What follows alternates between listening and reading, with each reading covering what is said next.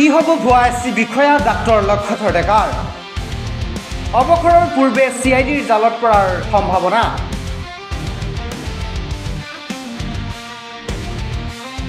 সিআইডিৰ তদন্তক পূৰ্ণ সহযোগিতা অনুসূচিত জাতি যুৱ ছাত্ৰ পৰিষদ অসমৰ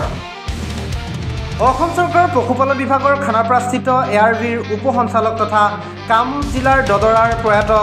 বাপুৰাম ডেকাৰ পুত্ৰ ডাক্তৰ লক্ষধৰ ডেকাৰ বিপদ ঘণ্টা নিচেই কাষ পাইছে কাৰণ এইজনে অতি চতুৰালিৰে চাকৰি জীৱনত কেইবাবাৰো অনুসূচিত জাতিৰ সংৰক্ষিত পদত পদোন্নতি লৈছিল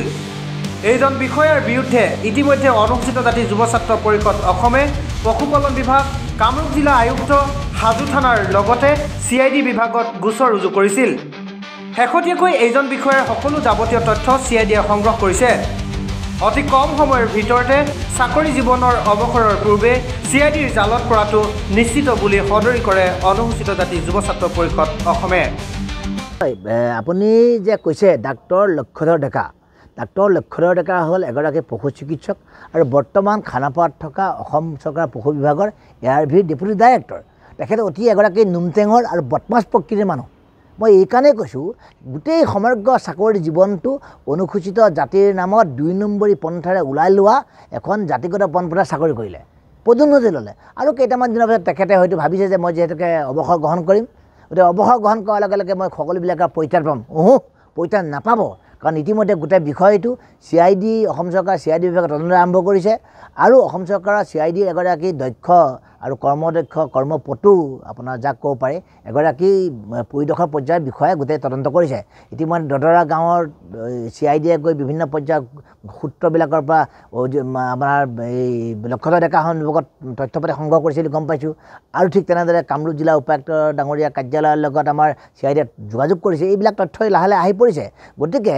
এইগৰাকী লক্ষধৰ ডেকাই যদিও চাকৰি জীৱনৰ অৱসৰ পায় বা যদিও তেখেতে মনে মনে গোপনে বহি থাকে কেতিয়াও ৰেহাই নাপায় আৰু তেখেতে ৰেহাই যে নহ'ব আৰু সেইবাবে লক্ষধৰ ডেকা যেতিয়ালৈকে জেললৈ নাযাব তেতিয়ালৈকে আমি অনুসূচিত জাতি যুৱ ছাত্ৰ পৰিষদ শান্ত হৈ নাথাকোঁ ইতিমধ্যেতো অসম চৰকাৰে চৰকাৰী পৰ্যায়ত কামবিলাক কৰোঁতে কিছু সময় পলম হৈছে এই কথাটো সকলোৱে স্বীকাৰ কৰি ল'ব লাগিব পলম হৈছে মানে ইয়াৰ অৰ্থটো এইটো নহয় যে ভণ্ড এই বদমাছ এই লক্ষধৰ ডেকাই আপোনাৰ ৰেহাই পাব লক্ষধৰ ৰেহাই দিয়া নহ'ব লক্ষধৰ ডেকাই এতিয়া যিখন চকীত বহি পেলাই আপোনাৰ অসম চৰকাৰে কাম কাজ পৰিচালনা কৰিছে আৰু কেইদিনমান পিছত তেখেত হয়তো ৰিটায়াৰ হোৱাৰ পিছতো তেখেতক গ্ৰেপ্তাৰ কৰা হ'ব আৰু গ্ৰেপ্তাৰ কৰাৰ পিছত তেখেতে যিমান পইচা অনুসূচিত নামত খালে সকলো পইচা আমি আশা ৰাখোঁ অসম চৰকাৰে উদ্ধাৰ কৰিব আৰু লক্ষধৰ ডেকাক জেল হাজতলৈ প্ৰেৰণ কৰা হ'ব আমি তেতিয়ালৈ ক্ষান্ত হৈ নাথাকোঁ নিশ্চয় এইবিলাক ২ নম্বৰী মানুহেতো চাওক ২ নম্বৰী মানুহে সদায় ২ নম্বৰী কাম এটাতে লিপ্ত হৈ থাকে আমিতো অভিযোগ পোৱা মতে মই যিবিলাক